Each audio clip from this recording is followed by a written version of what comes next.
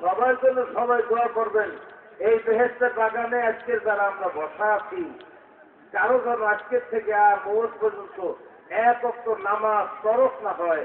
আল্লাহ তাআলা আমাদের সকলকে মৃত্যু পর্যন্ত 5 ওয়াক্ত নামাজ, জুমার নামাজ নিয়মিত যথাযথভাবে আল্লাহ তাআলা আদায় করার তৌফিক দান করেন। সবাই একটু মহব্বতে বলেন আল্লাহুম্মা আমিন।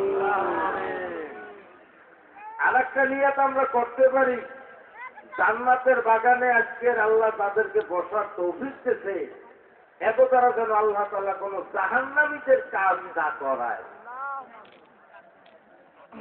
সুদ খাওয়া জান্নাতি কাজ না জাহান্নামী কাজ? ঘুষ খাওয়া জান্নাতি কাজ না জাহান্নামী কাজ?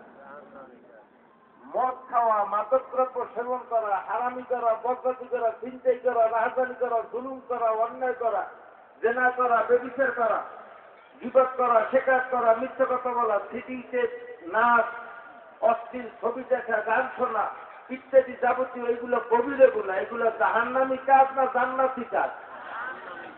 এই সমস্ত কাজ জাহান্নামী না জান্নাতি? দুজকি। কি কারণ আবার একটু দুজকি কাজ। আল্লাহ এই দুজকে যাওয়ার মতো এই সকল খারাপ কাজ মৃত্যু পর্যন্ত আমরা যেন না করি।